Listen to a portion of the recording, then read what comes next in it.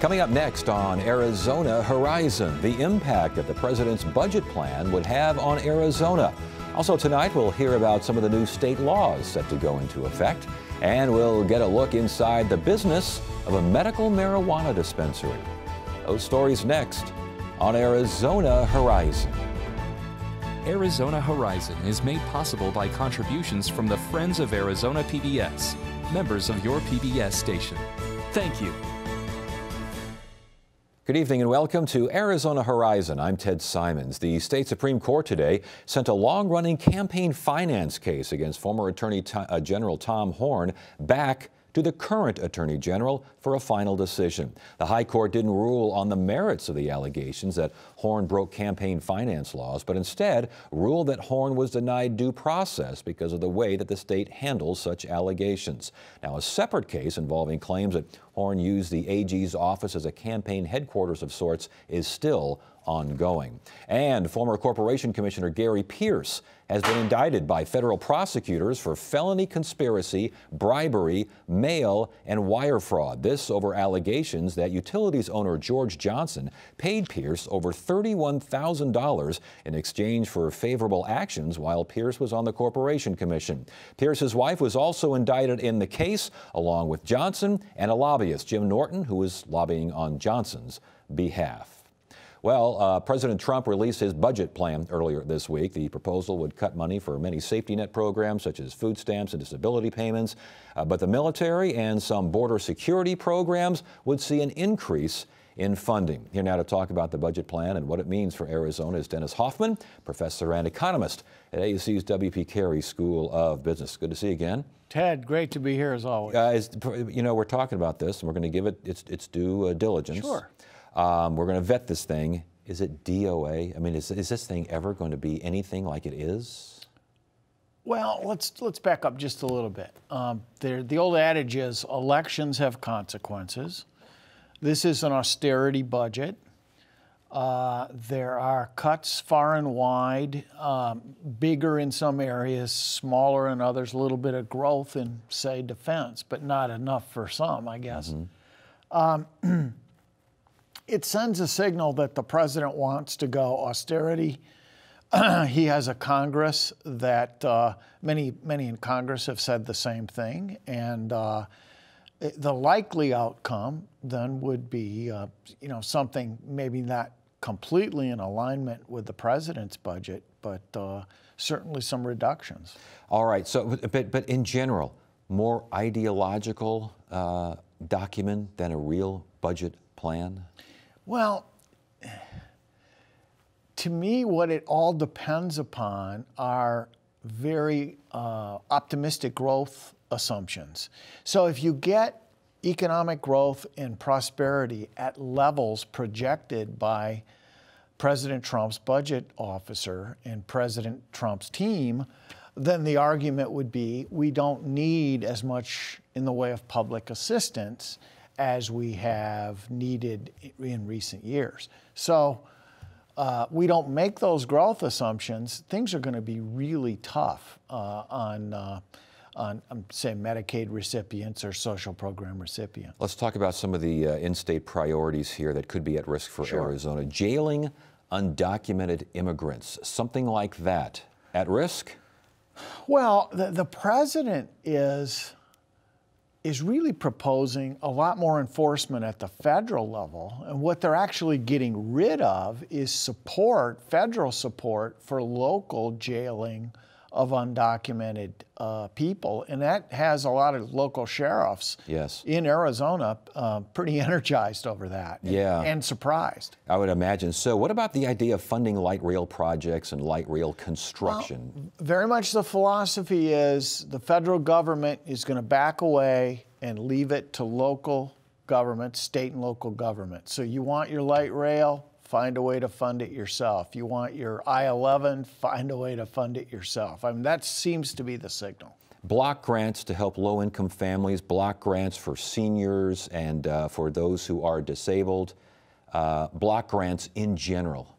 13% cut in HUD, and a lot of those block grants have been used in innovative ways, anyway from local community grants to fire stations.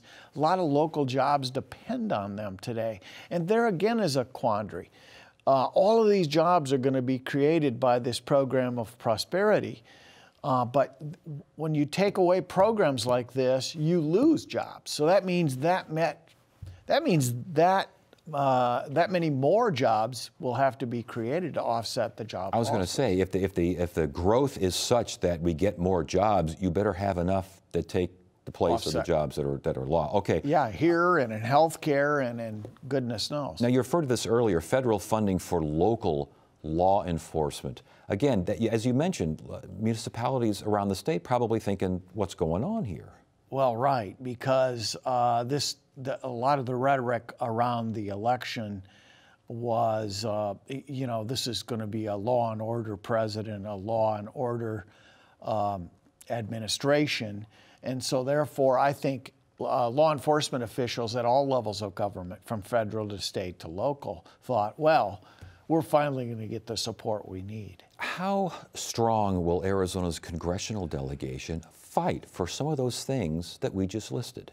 Well, you're dealing with The Economist here tonight. Yes. Ted. But it sounds more like a political problem. It does. So what do you think? Well, look, part of that sentiment will be driven by their perception of where the sentiment in Arizona lies. I think it's very clear that Arizonans supported President Trump in the election. I think there's a lot of support for President Trump that remains, and President Trump's agenda of backing out of federal programs, tax cuts, then you've got deficits running around here. So it's all going to depend, it seems to me, on what their perception is on what the impact is going to be for them. Are they in favor of, say, a border wall?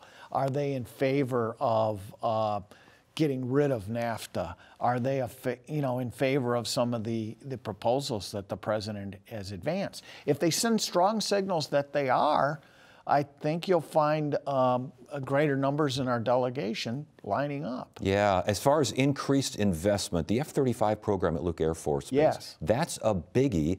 That gets an increase. That does. I didn't see precise numbers associated with F-35, but it was singled out in the budget narrative. Yes. Along with the extra money for the Department of Defense. And of course, some folks are arguing that defense didn't get enough. Yeah, and real quickly, you mentioned the border wall in southern Arizona. Right. Money for that as well? That impacts Arizona. Absolutely. There'll be some construction. There's even some notion that there's local firms that might bid on some of that business. But I think we have to step back and say, okay, if we're going to invest in infrastructure, are we better off with border wall, I-11, science buildings? Tempe Trolley. Tempe Trolley, there's a good one. Yeah. That one's under the wire, I think, though, because that's out of the 17 budget, not the 18 budget. Okay, so they're because I know they're waiting for $25 million more. I suppose that's just a now maybe formality. That's next year. I don't know, but I know there were dollars allocated for this year. But as a last question here, I think people forget the impact of federal spending in Arizona. Well, Ted, it's huge, and it's a point that I keep trying to make. If you add up Medicaid on the order of $11 billion a year all in. Then you've got Medicare, numbers approaching that. You've got procurement for Department of Defense, another $12 billion. This is very much the case that in Arizona, we get back about $1.65 for every dollar we send to Washington. And huge numbers of private sector jobs depend upon these dollars. So it would be very interesting to see as these programs come forward and real cuts take place, jobs are impacted. It's going to be interesting to see what public sentiment does. And public sentiment, and again, that congressional delegation, because you're hearing from people all over the country saying, well, I agree with the budget, but don't touch X, Y, and Z in my district and in my state. That's standard fare. Is it standard fare here? Well, I think it will be when people come to the realization of where those dollars that support those programs that they really like, where those dollars come from. All right. Good stuff, Dennis. Good to have you here. Thanks for joining us. We appreciate it. Thanks, Ted. And coming up next on Arizona Horizon, a look at just a few of the hundreds of new state laws set to take effect. This is the real thing. This is where we were born.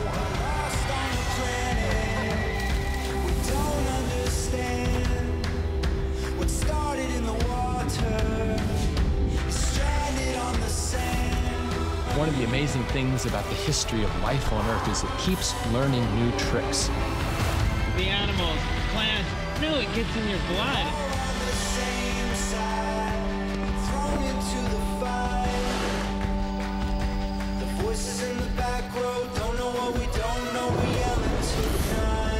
Everything seemed connected. We've got to begin to tell a new story, a story about interaction. It's something that really touches my heart. There's just massive life everywhere. It's just magic. Governor Ducey signed more than 300 bills into law this legislative session. The bills covering everything from taxes and gun sales to education funding and texting while driving. Here to sort out some of these new laws is attorney Jonathan Fruitkin of Radix Law. Good to see you. Thanks for joining us. Thank you. Over 300 bills signed into law. That's pretty much similar? Yeah, it's pretty par for the course. You know, we usually have some things that are very important. This year, you know, the bonding for the universities was very important. School vouchers was very important. Then we have another series of laws that will affect people, and a few of them that are just a little bit of fun. So I think we're going to talk about them all today. Well, let's talk about some of them here. Yeah, the private gun sales. This is a new law. What do people need to know? Well, you know, we are in the West, and so most of these laws are going to be based on the fact that we want to give people less government interference, and this is one of those. And so the law now in Arizona is not only is the state, but also counties and cities are not permitted to do checks when a private gun sale occurs. So if you go into a gun dealer, they have a process in place, and many people felt that that was kind of impeding on people's rights to do private sales. So no more background checks. So no closing of the gun show loophole? No. So here in Arizona, there is no closing of the gun show loophole. If you are a private seller of a gun and a private buyer, there is no background check. Gifting of personal property, I think, was one of the reasons behind this bill. Yeah, you know, the ostensible reason is because oftentimes in families, people like to pass on guns from one generation to another, and there was discomfort with the idea that the government would be involved in that. Okay, texting and driving. Yeah. What's changed there? Yeah. So, you know, in California, we kind of have an extreme law where you're not allowed to have your phone in your hand, and here in Arizona, we prefer more freedom, but we're pretty uncomfortable with young people having their phones in their hands. So the new law in Arizona is for the first 6 months that you have your driver's license, you can't touch that phone. So that includes texting, it includes calling, it really includes everything that is not hands-free. And not only just for minors. I mean, if you have a learner's permit, first 6 months, no messing around. That's right. And, you know, I think most people find that to be pretty reasonable. It won't affect many people, but for the younger people out there, it's something that they need to keep in mind. And obviously, people who are newer to driving need to remember, keep their hands off their phones. And parents should know that the penalty is up to $100 and 2 months extension of the keep your hands off your phone law. Yeah, and I think that a lot of parents would sign up for that 2-month extension. Yeah, sunscreen at school. This was a curious idea. I mean, I was unaware that this was even an issue. So, you know, a couple decades ago, it became very popular, you know, for school administrators to have rules against things like having aspirin and other drugs like that at school. Like many things, it kind of got a little bit out of hand, and some administrators in schools said to kids, hey, you can't put on that sunscreen unless you have a note from your parents or a doctor's prescription. Arizona legislature fixed that, and now kids can freely apply their sunscreen at their school without any note from their parents. I think the concern was anything that's FDA regulated should be monitored by schools. Right. Well, the idea was obviously that schools didn't want to be in the business of making sure that kids were using stuff like aspirin and other things that were going to affect their health. Obviously, the state legislature felt that sunscreen was a better idea to have liberally applied. Income tax exemption. Now, what do we need to know about this? Well, what we need to know is that we've fulfilled a campaign promise with the tax exemption. The $100 additional tax exemption will allow for lower people who don't itemize to take an extra $100. The net result of that over the next 2 years is people are going to see about a $2 tax cut. $2, huh? Yeah, we got $2, but it does apply to a broad group of people, and obviously the politicians like to turn and say we did in fact cut taxes. That's right, there you go. End-of-life decisions. Something has changed here as well. Yeah, you know, there's been a large trend as we've gotten more civil liberties. There's been a large trend to take people, in this case healthcare professionals, and basically say that you have to follow whatever the patient wants. There are a number of healthcare professionals who are uncomfortable with people who make end-of-life decisions. The new law says if you're a nurse, doctor, a medical professional, you can opt out of participating in something that's going to end somebody's life. And facilities as well, not just nurses and doctors. Correct. And so it's very, very broad, and the idea is that there are some religious-based facilities that don't want to be involved in, for lack of a better word, pulling the plug. I think that was the major action Yes. there was because of the religious concerns. Medical bills, concerns regarding third-party out-of-pocket, hey, look at the anesthesiologist just bankrupted you. That's right. There is nothing more frustrating for people who are out of network. Maybe they go to an emergency room or something, and they get a bill for a couple $1,000s and they're stuck. What Arizona said is if you have a bill that's more than $1,000 for an out-of-network covered, something that's out of network and not covered by your insurance directly, if you have problems, you could actually turn to the Department of Insurance now to be your advocate to get that resolved. And this is the Department of Insurance would act as an arbitrator? And I think that the idea, at least, is that they are going to do a better job at fixing these problems because, you know, the medical providers have a certain billing kind of rate that they give to their in-network insurance providers. An individual healthcare consumer doesn't know what that is. Now, is this one of these deals where this sounds great now, but when we get a change to Obamacare and whatever they're calling the next thing that comes down the pike as far as health care reform, is that impacted by this, or does this impact that? Well, I don't know the answer to that yet, because of course we don't know what's going to happen with health insurance. I think that part of the problem from the perspective of a healthcare consumer is they felt very powerless. And frankly, one of the concerns from the facilities and the providers is it was really hard to collect. And the idea of having kind of a third party, for lack of a better word, involved was appealing to both the consumers and the facilities. We'll see if this works. I just don't know. Yeah. Okay, and one last one here. Kids and pets in hot cars. Yeah. You see it and you want to do something about it. Well, now we have figured out that there are times when people need to act, right? And one of the concerns was that you could get sued for breaking somebody's car window. So now we have a certain set of rules, which says, basically, if you follow these rules, you are immune from liability for breaking a window to try to save a pet or a child. But the idea is it has to be a good faith belief that the kid or the pet is in imminent danger. That's right. So not only do you have to have a good faith belief, but you have to go ahead and call 911 or an emergency responder before breaking the window. Right. And you need to stay with the car. The idea being, obviously, if the dog or cat or young child is in danger, that you will stay there after breaking the window. Well, this is one of these laws, again, you kind of wonder, have we had a rash of incidents where people have just stood there and been afraid to rescue a pet or especially a child? Well, we have more than 300 bills.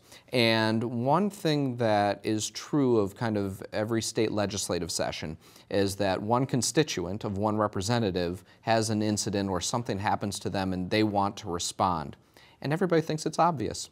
In this particular case, it's interesting because every other law, you know, is basically providing freedoms. This is providing kind of a laundry list of things you must do when saving a child or a dog. So much for small government. And the bottom line on all these things, and people, it's amazing how few people remember these. I mean, they're big deals during the session. Once the session's over and you're off on summer vacation and the whole night, you forget, these are laws. Yes, these are laws, and the interesting thing is, in this year especially, because of obviously the national politics, President Trump, that very little focus was spent on this legislative session, and, you know, frankly, the big education initiatives took up a lot of the air, yes. And these other 300 bills are all kind of interesting, and now law of Arizona, at least on August 9th. There we go. Well, we got through a few of them. Good to have you here. Thanks for joining us. We appreciate it.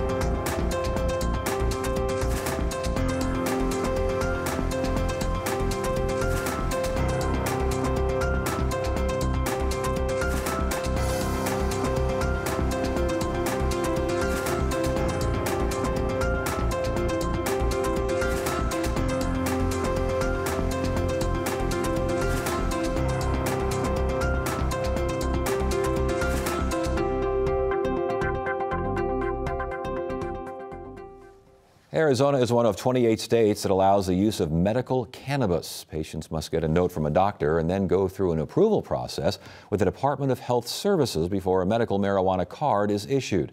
Producer Shauna Fisher and photographer Rob McJana take us to a paid dispensary to see how the business of medical marijuana is growing. Your total comes to $86. At Emerald Dispensary, you'll find green in the cash register. And you are all set. Thank you so much. You have a nice day. But also in the cookies. So this is the chocolate peanut butter cookie. And in the candy. I think I'll take a bag of those. Excellent. Good deal. More than 125 products in total. It is a sativa. All containing medical-grade marijuana. Very crystally. Emerald has been in business for about 3 years. I don't know when our next audit is. Robert Smith, who's the director of patient services, that'd actually be a pretty good idea, says they work hard to create a professional atmosphere where patients can feel safe and comfortable. Our facility itself is dedicated towards the best patient care and patient services. Would you like any educational material? We can make suggestions. Really good for the pain relief. We can make recommendations. We can answer a lot of questions. There's a lot of dialogue. Let's look at one more here. Arizonans have been allowed to use medical marijuana since voters passed Prop 203 in 2010. A patient with an approved patient card from the State Department of Health Services can purchase 2.5 ounces of medical cannabis every 2 weeks, whether it's in bud or flower form to be smoked or in an edible. I have neuropathy in my hands and my legs and my feet. I've been a diabetic for 30 years. I have insomnia. I also have anxiety. I have scoliosis, which is getting more severe as I age. Ann Lyons got her patient card a few months ago. She admits she was very nervous about going to a dispensary. She wasn't sure about the environment or the people she might encounter. She says her experience has been positive, but she's even more satisfied with what she says is the turnaround in her health. My disposition has changed. Oh, boy, has my disposition changed. Ann says her neuropathy was so bad she couldn't move her hands. My legs and my feet. There was a point when both of my girls had to hold me up and help me walk. Now she ingests medical marijuana candy or soda for pain and smokes at night for insomnia. For the first time in years, she says she is nearly pain-free. With the medical cannabis, I can breathe easier. You know, I'm calmer. Medical marijuana is on an economic boom here in Arizona. There are nearly 99 dispensaries. According to the Department of Health Services, in 2016, more than 114,000 patient cards were issued. 76% of those cardholders are 31 years and older. Medical marijuana created nearly $30 million in tax revenue, which is used to run the program. Overall, there was $280 million in sales. In November 2016, voters narrowly turned down a proposition to legalize recreational marijuana. Colorado legalized pot in 2013.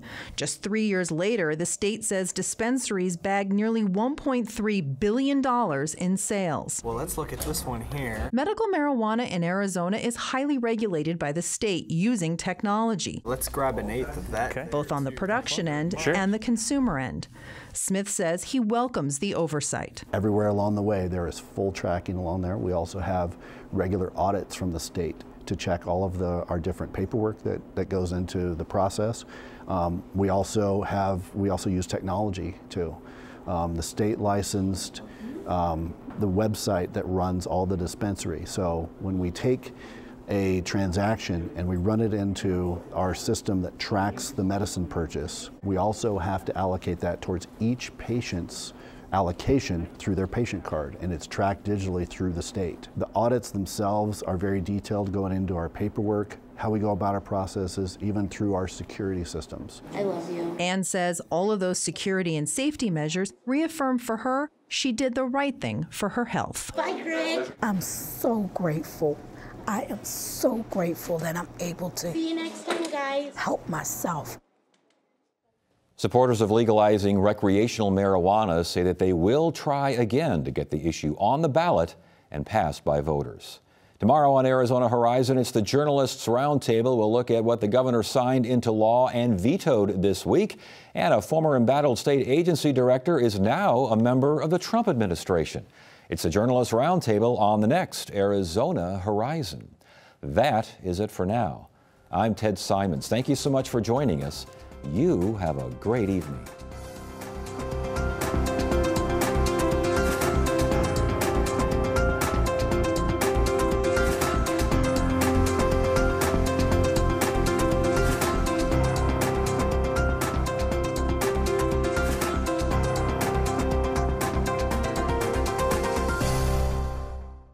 Arizona Horizon is made possible by contributions from the Friends of Arizona PBS, members of your PBS station. Thank you.